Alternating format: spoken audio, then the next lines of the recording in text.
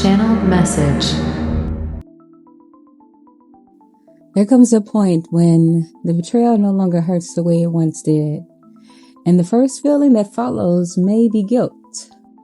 You remember how devastating the ending was. You remember the humiliation, the losses, and everything that had to be rebuilt afterward. None of that has been erased. You simply do not feel bad anymore. You do not want the relationship back. You are no longer waiting for an apology, another explanation, or a version of the story in which everyone finally understands what happened. Instead, you feel relief.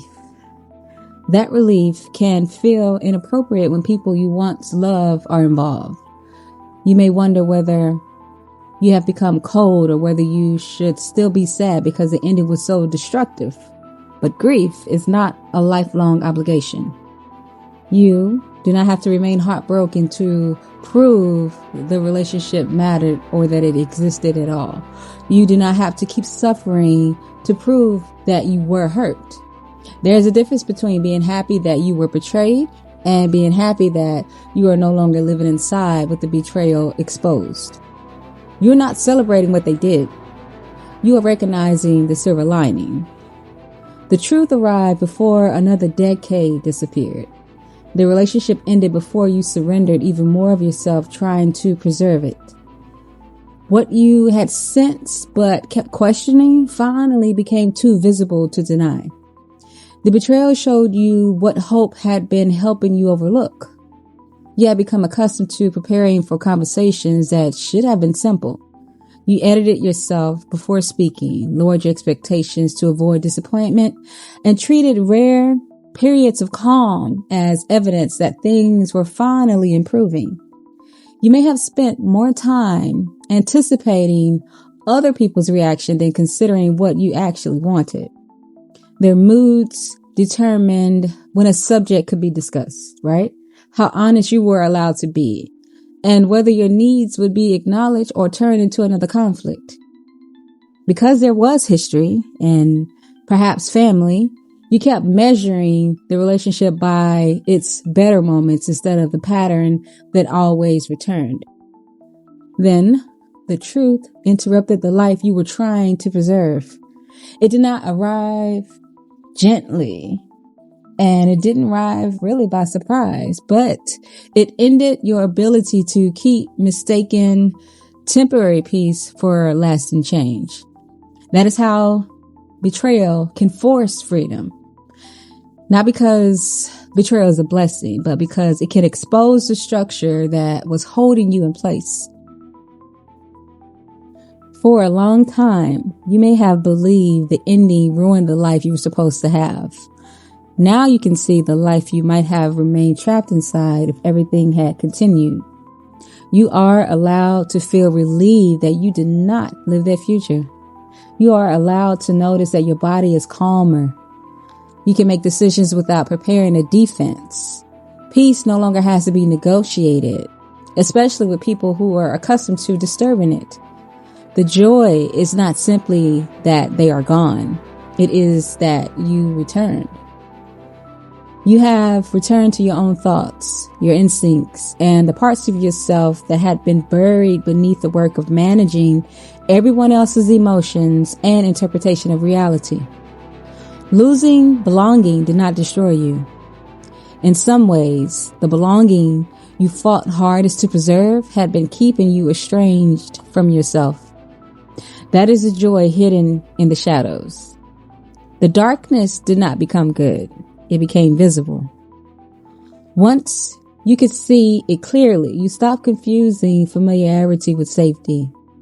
You could finally recognize what had been present beneath the explanations, promises, and occasional moments that kept convincing you to say.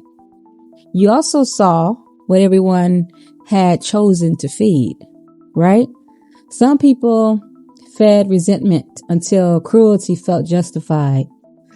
Some protected dysfunction because confronting it would have required them to confront themselves. Others allowed wounded pride to matter more than the damage being done.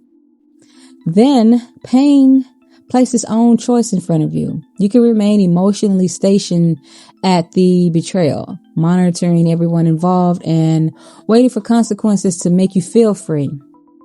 For a while, anger may have helped you survive, but pain has appetite. Fear does too. Feeding them forever would have kept the relationship alive through the amount of your future it continued consuming.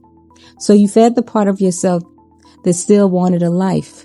Not the naive part, not the untouched part, the part that had seen darkness clearly and still refused to become devoted to it. That choice did not erase what happened. It decided what the betrayal would be allowed to become. It would not become the permanent atmosphere of your life. That is why you do not have to feel guilty because your life improved after certain relationships ended. You do not have to manufacture sadness to prove you have a heart. You can miss what you hope people would become without wanting the reality of the relationship back. You can grieve the family you deserve without returning to the dynamic that taught you how to survive without it. You can wish the truth had arrived differently, while remaining grateful that it arrived before more of your life disappeared. The people who caused the damage do not deserve credit for what you created afterward. That gratitude belongs to God. It belongs to your discernment. It belongs to the part of you that kept moving when the life you recognized no longer existed. The betrayal was not a gift. The clarity was. It revealed who other people were willing to become, but it also showed you who you could become once their approval, protection, and interpretation were no longer directing your life. You discovered that you could lose an entire world without losing your soul. You learned that some stories do not end with reconciliation. They end when you finally recognize enough to stop returning. That recognition can feel like joy. Not joy in the suffering, not joy in the destruction. Joy in the fact that you are no longer where your peace had to be negotiated. Joy in realizing the ending did not destroy your future.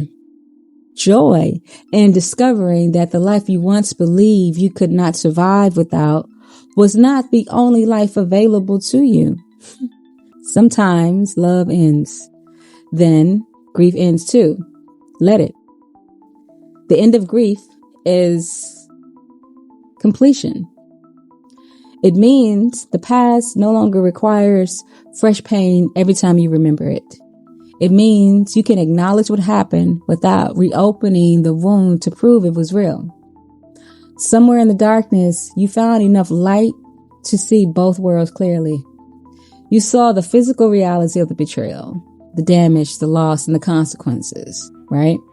You also saw the spiritual reality, what was exposed, what was interrupted, and what you were finally free to choose. You saw the outcome of what other people fed inside themselves. Then you chose what would continue living inside of you. They may have intended one outcome, you chose another. The darkness did not become good. It taught your eyes to recognize light. Once you could see, you stopped confusing familiar pain with home. So no, you don't have to feel bad that it ended. You may always wish freedom had arrived without so much destruction. Some part of you may always remember what it costs, but you are no longer there. You are no longer waiting for people to become safe. You are no longer trying to rescue a relationship that required you to keep disappearing. That is worth recognizing. That is worth feeling good about. The betrayal was not the best thing that happened to you. Reaching the day when it no longer had the power to make you feel bad was, you survived the grief. You are allowed to enjoy its ending.